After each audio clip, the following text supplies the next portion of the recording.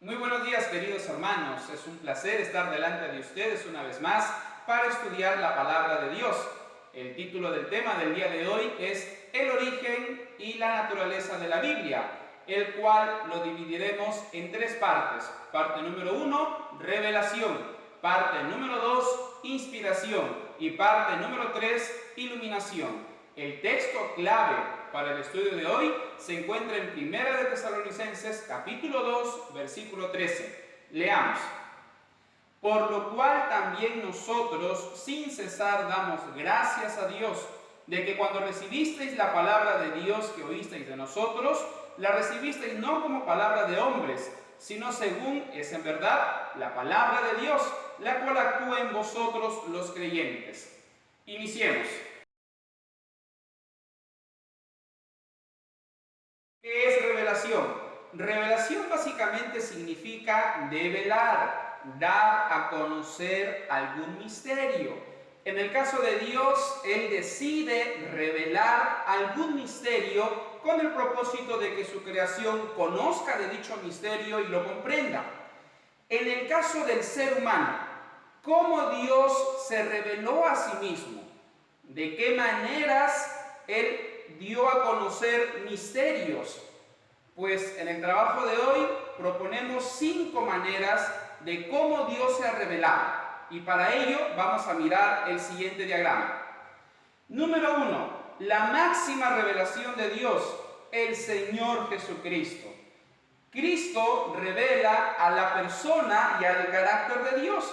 Y esto es evidente en Juan 14:9. Si uno quiere saber cómo es Dios, simple, mire cómo es el Señor Jesucristo. Número 2. El Señor o Dios también se revela a través de la Biblia. La Biblia revela un conocimiento básico sobre la persona de Dios, su plan de salvación y su voluntad. Ahora, cuando Dios se revela a través de la Biblia, pues Él utilizó unos instrumentos humanos llamados profetas. Y esto se evidencia, por ejemplo, en los siguientes textos. En Amós capítulo 3, versículo 7. Leamos. Porque no hará nada Jehová el Señor sin que revele su secreto a sus siervos los profetas. Y en Deuteronomio 18:18, que dice, profeta les levantaré de en medio de sus hermanos como tú, y pondré mis palabras en su boca, y él les hablará todo lo que yo le mandara. Sigamos mirando el diagrama. Número 3. Dios también se revela a través de la creación, de la naturaleza, del planeta Tierra. La creación revela el poder creador y sustentador de Dios. Es más, implica el poder transformador al recrear en el futuro nuevos cielos y nueva tierra.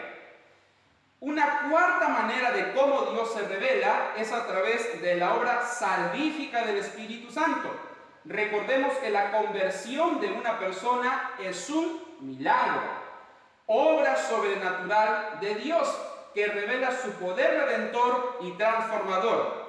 El hecho de ver a una persona en el pecado y que esta persona se convierta, sea transformada, es evidente de que hay un poder sobrenatural y transformador. En este caso es la obra del Espíritu Santo, la obra de nuestro Dios. Y hay una quinta manera de cómo Dios se revela también. Sigamos mirando el diagrama. Es a través de los milagros. El poder sobrenatural de Dios obrado en un milagro revela su amor y preocupación por el ser humano.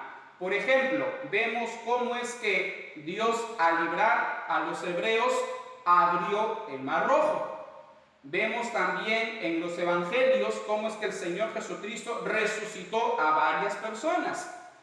Entonces, a través de estos milagros sobrenaturales se evidencia también la existencia de nuestro Señor, de nuestro Dios. Por supuesto, para que la revelación llegue primero al profeta y luego a todo el planeta, es necesario que haya un proceso. ¿Cuál es ese proceso? Miremos el siguiente diagrama. Número 1. el Espíritu Santo decide revelar un misterio, el cual tiene que ver con el plan de salvación y el gran conflicto.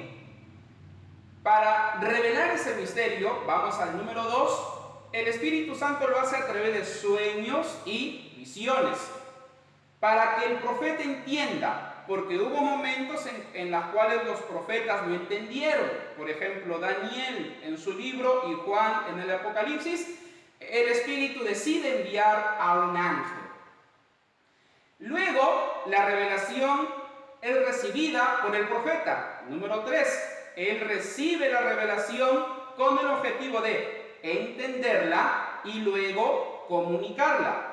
Obviamente, en este paso, el Espíritu Santo continúa dirigiendo el proceso. Y luego que el profeta recibe la revelación, la entiende, llega el momento de ¿qué? De transmitirlo, de comunicarlo. ¿A quiénes? A los miembros de la iglesia. Número 4, la iglesia recibe lo revelado e inspirado con el propósito de entenderlo, luego aplicarlo para que finalmente se predique, se comunique al mundo entero lo revelado por nuestro Dios. Luego de haber visto brevemente el proceso de la revelación de la palabra de la Biblia, es necesario hacernos la siguiente pregunta: ¿cuál debe ser nuestra actitud hacia la revelación divina? Y creo yo de que el texto principal que hemos leído al inicio, que se encuentra en Primera de Tesalonicenses 2:13, es pertinente para responder la pregunta que se acaba de plantear. Leamos. Por lo cual también nosotros, sin cesar, damos gracias a Dios, de que cuando recibisteis la palabra de Dios que oísteis de nosotros, la recibisteis no como palabra de hombres, sino según es verdad, la palabra de Dios, la cual actúa en vosotros los creyentes. Si bien es cierto, la revelación fue dada a los profetas, y los profetas nos la dieron a nosotros y la tenemos acá, recordemos de que la revelación tiene una fuente, y esa fuente es nuestro Dios. Por lo tanto, como acabamos de leer, necesitamos tener una actitud reverente, respetuosa y humilde, porque lo que tenemos aquí revelado es palabra de Jehová. No es un libro meramente humano, no es un libro hecho por hombres para hombres. Es un libro cuya fuente es divina y la debemos respetar y tenerla como autoridad para nosotros, porque es palabra de Dios. Agradezcamos a Dios porque se reveló a sí mismo con el propósito de conocerlo mejor y también de los misterios que nos ayudan para nuestra salvación. Antes de revelar sus misterios, Dios tuvo que capacitar a los profetas para que ellos entendiesen, escriban y luego transmitiesen lo revelado. ¿Cómo se llamaba esta capacidad? Inspiración. El Espíritu Santo capacitó, inspiró al profeta para que ellos entiendan la revelación y así no sea tergiversada y luego la transmitan, en este caso, a la iglesia. Los profetas fueron inspirados por el Espíritu Santo. No solo Dios reveló sus misterios, sino que para que la verdad permanezca pura, limpia, es que el Espíritu Santo inspiró a cada uno de los profetas. Y esto es evidenciado, por ejemplo, en 2 de Pedro, capítulo 1, versos 20 y 21. Leamos. Entendiendo primero esto, que ninguna profecía de la Escritura es de interpretación privada, porque nunca la profecía fue traída por voluntad humana, sino que los santos hombres de Dios hablaron siendo inspirados por el Espíritu Santo. No solo Dios reveló, sino que también inspiró a cada uno de los profetas. Segunda de Timoteo, capítulo 3, verso 16, dice: toda la Escritura es inspirada por Dios y útil para enseñar, para redarguir, para corregir y para instruir en justicia. Ahora, así como hemos visto el proceso de la revelación de la palabra, también hay un proceso de la inspiración, el cual sugerimos tiene 4 pasos. Miremos por favor el siguiente diagrama. Paso número 1. El profeta recibe la revelación a través de sueños y también de visiones. Hubo profetas, por ejemplo Lucas, en que fue inspirado por el Espíritu Santo en su investigación. Si bien es cierto, en su evangelio no hay evidencia de que él haya recibido alguna visión, pero el Espíritu Santo lo inspiró en el trabajo de investigación que realizó para escribir el evangelio según Lucas y también pues el libro de Hechos. Vamos al siguiente paso, al número 2, sigamos mirando el diagrama. El profeta ahora es llamado a entender lo revelado. El Espíritu Santo lo capacita para entender lo que acaba de recibir. A veces, como ya hemos dicho, un ángel es enviado para que el profeta entienda. Paso número 3. El profeta es llamado a escribir lo revelado. El profeta, con su estilo y libertad de pensamiento, decide escribir lo revelado. Repetimos, el Espíritu guía este proceso. Y paso número 4, transmite la revelación. El objetivo de escribir lo revelado es para que sea transmitido a la iglesia. Como hemos comentado la semana, revelación e inspiración siempre van de la mano. Por eso, si nos damos cuenta, los pasos o el proceso de la revelación y el proceso de la inspiración prácticamente son los mismos. Con todo, es el Espíritu Santo el que reveló, pero que también dirigió o inspiró a los profetas para que al final nosotros tengamos la Biblia, la palabra de Dios. Quiero tratar un asunto importante con ustedes, que es sobre los modelos de inspiración. Si bien es cierto, la semana pasada lo hemos tratado brevemente, es necesario ampliar más el panorama. Básicamente existen 2 modelos de inspiración. Número 1, miremos el diagrama, está la inspiración verbal. Y número 2, está la inspiración de pensamiento. En el caso de la Iglesia Adventista del Séptimo Día, esta se inclina más por la inspiración de pensamiento. ¿Qué enseña la inspiración verbal? Observemos. Primero, la Biblia, palabra por palabra, fue dictada por Dios. Segundo, sin pensar ni considerar el estilo de escritura, el profeta lo único que hacía era escribir, escribir y escribir. Dios inspiró a la pluma, no al profeta. ¿Qué enseña la inspiración de pensamiento? Primero, las palabras registradas en la Biblia, todas ellas no fueron dictadas por Dios. Segundo, el profeta, con su propio estilo y libertad de pensar o para pensar, escribía lo revelado. Él decidía cómo escribir. Tercero, el Espíritu dirigió el proceso de escritura. Él guiaba, capacitaba, inspiraba al profeta, no a su pluma. ¿Qué pasaría si es que nos inclinamos por la inspiración verbal? Tendríamos serios problemas, sinceramente. Basta con leer 2 de Pedro 3:16. Leamos. Casi en todas sus epístolas, hablando en ellas de estas cosas, entre las cuales hay algunas difíciles de entender, las cuales los indoctos e inconstantes tuercen, como también las otras escrituras para su propia perdición. Aquí Pedro está señalando de que hay escritos del apóstol Pablo de que no son tan comprensibles que digamos. Obviamente, Pedro era pescador y en el caso de Pablo, él era o había sido fariseo. Y era común entre los fariseos escribir en difícil para que la gente no entienda. Entonces, si Dios dictó palabra por palabra y los escritos de Pablo supuestamente no son tan comprensibles y los escritos de Pedro sí son comprensibles, ¿No se supone de que en ambos profetas Dios les dictó palabra por palabra?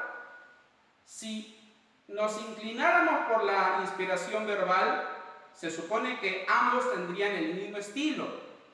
¿Por qué? Porque aparentemente Dios les dictó. Sin embargo, cuando leemos a ambos profetas, nos damos cuenta de que utilizan estilos diferentes. En el caso de Pablo es más académico, pero en el caso de Pedro no. Esto revela una vez más de que el Espíritu no les dictó a cada uno de ellos, sino que respetó su cultura, respetó la profesión que ellos tenían. Pero por supuesto, el Espíritu Santo siempre estaba con ellos dos, dirigiendo, inspirándolos, para tener lo que tenemos hoy, que son sus escritos o sus epístolas. Hay otro ejemplo que también debemos tener en cuenta. Si bien es cierto, no lo he puesto aquí en la pantalla, pero, por ejemplo, ¿no? En el caso del Evangelio de Mateo, ahí registra de que cuando Jesucristo fue a Gadara, se encontró con 2 endemoniados. Pero cuando uno va a Lucas capítulo 8, se encuentra de que no eran 2, sino tan solo eran 1. ¿Cómo es eso? Mateo vio a 2 y Lucas, él no vio, sino que él investigó y registró de que tan solo era 1. Si nos inclinamos por la inspiración verbal, aquí habría un problema. Dios estaría en problemas. ¿Cómo es que aparentemente a Mateo le dictó de que hubo 2 y a Lucas supuestamente le dictó de que hubo 1?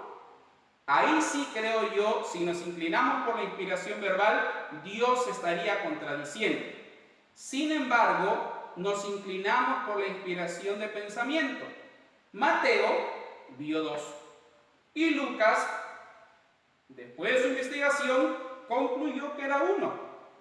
¿Hay algún problema? No, porque el Espíritu Santo respetaba el libre albedrío de ambos profetas.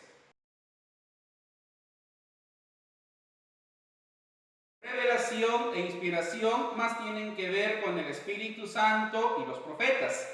En el caso de la iluminación, ahí sí estamos involucrados nosotros, miembros de iglesia, líderes de GP, pastores, evangelistas. En la iluminación están involucrados el Espíritu Santo, la Biblia y nosotros, los miembros de la iglesia, ya que son los profetas los revelados e inspirados y somos nosotros los iluminados.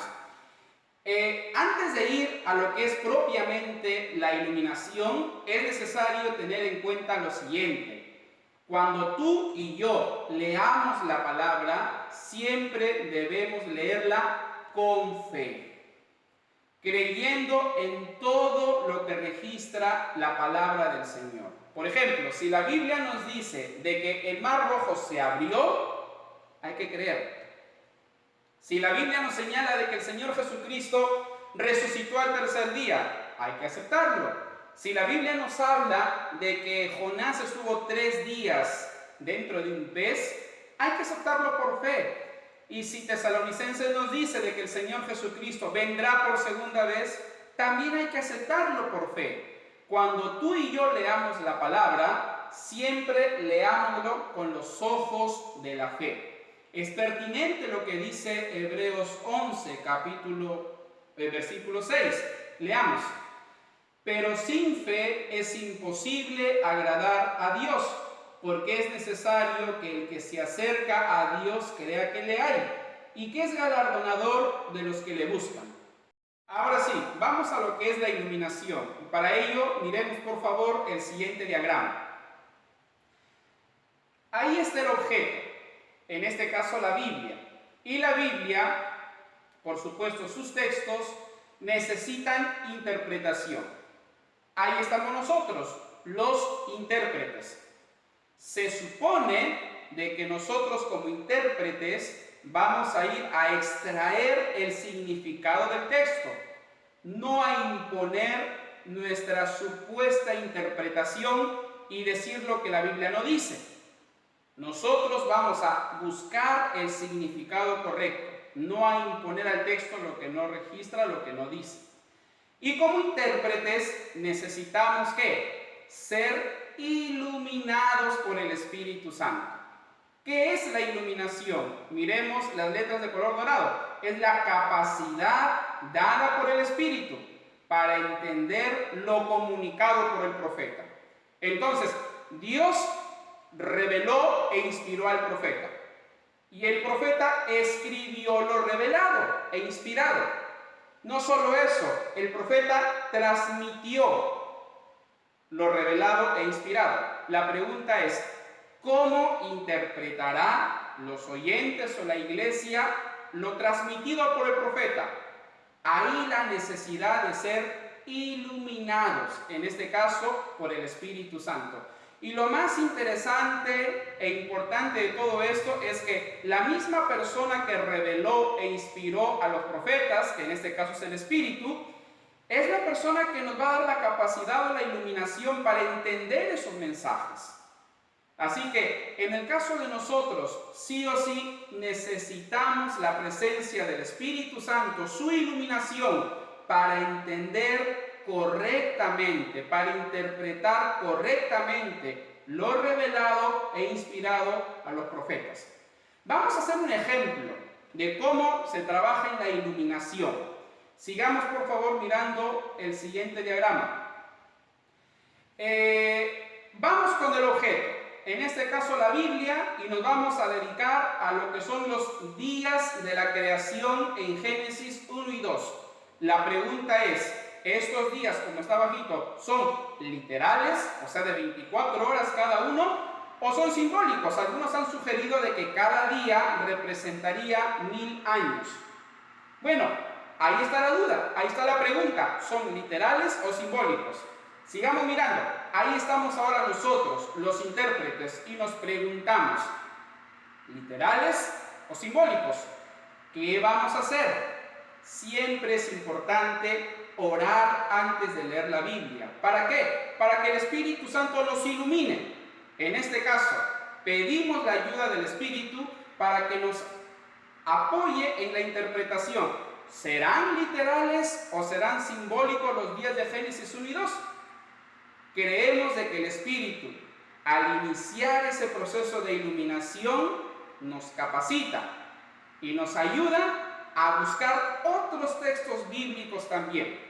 Y en esa iluminación, por ejemplo, el Espíritu nos va a ayudar y nos va a hacer buscar Génesis capítulo 1, los versos 5, 8 y hay otros más adelante. Y en esos versículos pues señala de que cada día tenía la tarde y la mañana. Si los días de la creación fueron simbólicos o que cada uno consistía en 1000 años, pregunto yo, ¿un milenio está dividido en tarde y mañana? Por supuesto que no. No solo eso, sigamos mirando el diagrama. Vamos a Éxodo capítulo 20, versículos 8 y al 11, y nos hace recordar los 6 días de la creación y de paso nos dice, acuérdate del sábado para santificarlo. Si cada día constara de 1000 años, entonces el séptimo día no sería un día de 24 horas, sino de 1000 años. ¿Qué hacemos nosotros los adventistas guardando un día de 24 horas, el séptimo, si supuestamente los días de la creación fueron 1000 años cada uno?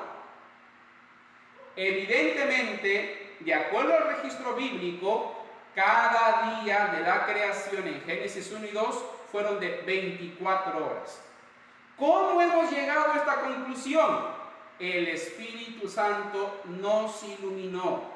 Nos dio esa capacidad de interpretar correctamente la palabra y llegar a lo que realmente significaba el texto.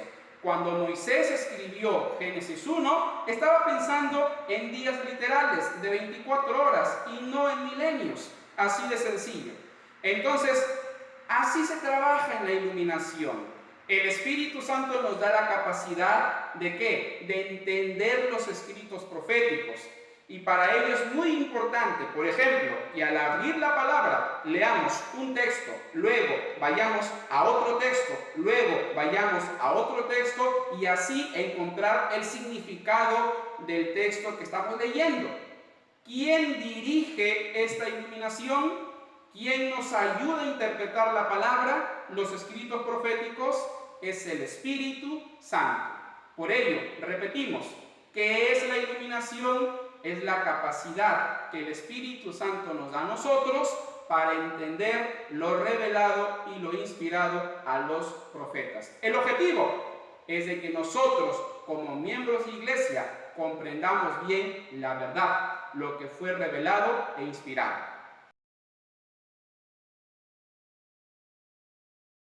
Para terminar, antes de orar, es necesario, como resumen, tener en cuenta los siguientes 4 pasos. Número 1, el Espíritu Santo decide revelar sus misterios. Paso número 2, los profetas reciben dichos misterios y son capacitados o inspirados por el mismo Espíritu Santo. ¿Para qué? Para entender lo revelado, escribirlo y luego transmitirlo, en este caso a la iglesia. Luego viene el paso número 3. La iglesia, ya iluminada por el Espíritu Santo, recibe dicha revelación y al interpretarla correctamente, la cree y la practica. Para que luego venga el paso número 4. Ya que la iglesia recibió la verdad, los misterios de Dios, decide comunicarla, predicarla al mundo entero. La revelación, la inspiración no debe quedar únicamente en el paso número 3, en la iglesia. En sí, los misterios divinos deben ser transmitidos al mundo entero, porque los misterios divinos revelados aquí en la palabra más tienen que ver con la salvación. Entonces, el Espíritu Santo capacita a la iglesia para que ésta comunique esos misterios. Y el más grande misterio que registra la Biblia es el misterio de la piedad, de la encarnación del Señor Jesucristo, de su muerte y su resurrección, de la salvación. Por lo tanto, los misterios divinos revelados en la Biblia tienen que ser transmitidos al mundo entero para que el mundo entero conozca más de Dios y de su plan de salvación. Para finalizar, te motivo en el nombre del Señor Jesucristo a leer la Biblia todos los días. Pero no solo a leerla, a atesorarla, a interpretarla correctamente. Para ello es importante de que tú antes de orar pidas al Espíritu Santo que te ilumine. Y vas a ver que el Espíritu te va a ayudar para extraer el significado del texto, para conocer mejor la verdad. Las cosas van a marchar mejor.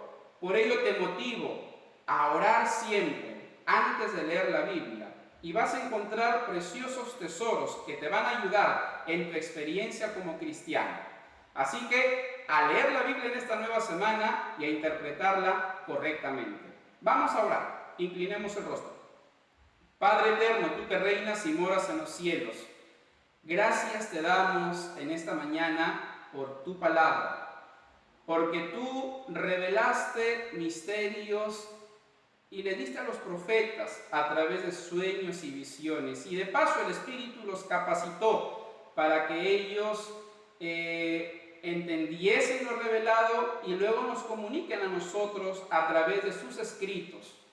Gracias por la revelación y la inspiración, porque a estos 2 elementos nosotros hemos llegado a comprender y a conocer mejor a tu persona y también tu plan de salvación. Gracias por la Biblia, gracias por tu palabra, que nos revela tu voluntad. Te rogamos, por favor, que nos ayudes a interpretarla correctamente. Que el Espíritu Santo nos ilumine. No queremos ir en contra de tu palabra.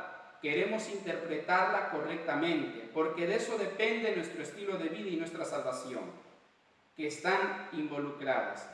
Ayúdanos a entender mejor la Biblia, que tu Santo Espíritu siempre nos ilumine. En el nombre del Señor Jesús. Amén.